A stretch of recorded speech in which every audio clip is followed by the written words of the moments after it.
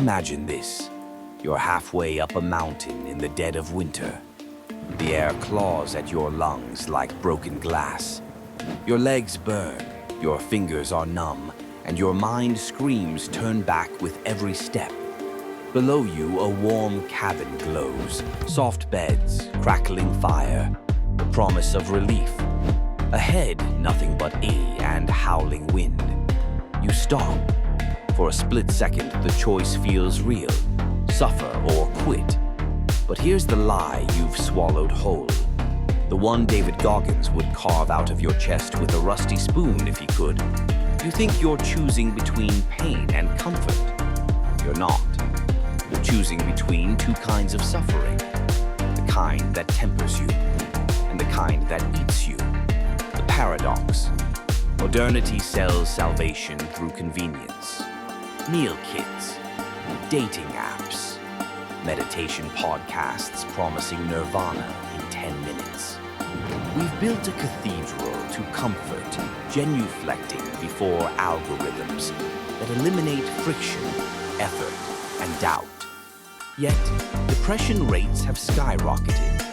Obesity is a pandemic. Loneliness metastasizes. Goggins' voice booms through this dissonance like a sledgehammer. You don't know me, son? You think you're hurt? You think you're tired? The contradiction is glaring.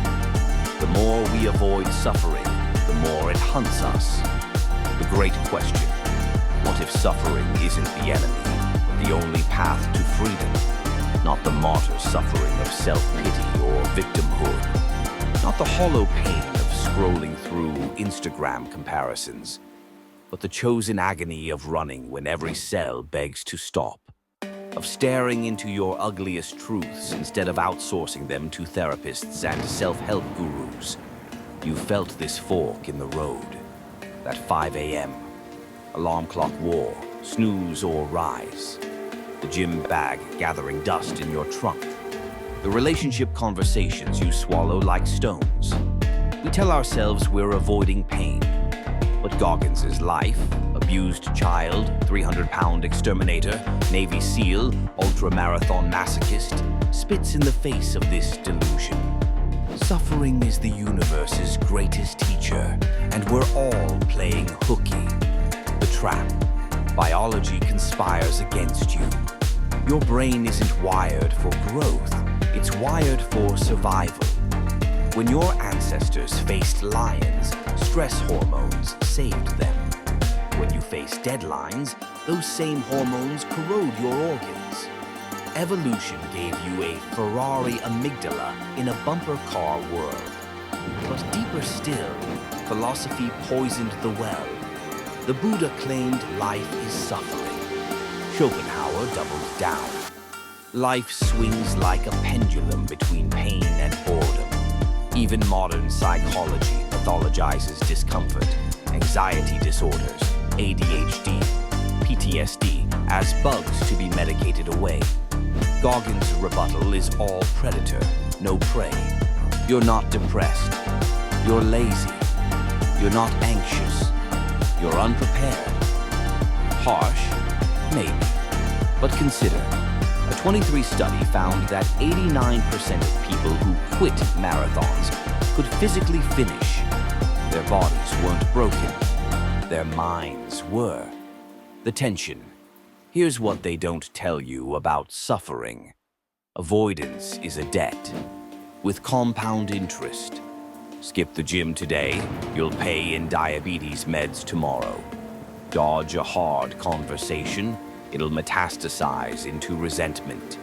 Numb yourself with Netflix and weed. Congratulations, you've traded temporary comfort for existential rot. Goggins calls this the 40% rule. When your mind says you're done, you've only used 40% of your potential. The remaining 60%, accessible only through suffering. But society calls this toxic. Therapists reframe it as self-care. Influencers sell bypasses. Hack your way to success without the grind. Meanwhile, the mountain grows. The cabin's warmth becomes a sarcophagus. The cliffhanger. So we stand at the base camp of our lives, GPS in hand, stocked with protein bars and excuses. The trail forks, left, the path of manufactured suffering. Diets, deadlines, debt, pain without purpose. Right, the path of chosen suffering. Calloused hands, brutal honesty, miles run in the dark. But before you step forward, Goggins' ghost whispers the question that will haunt you to the summit. You think you're here to escape hell? Wrong. You're here to become hell for every weakness, every excuse, every lie you've ever told yourself.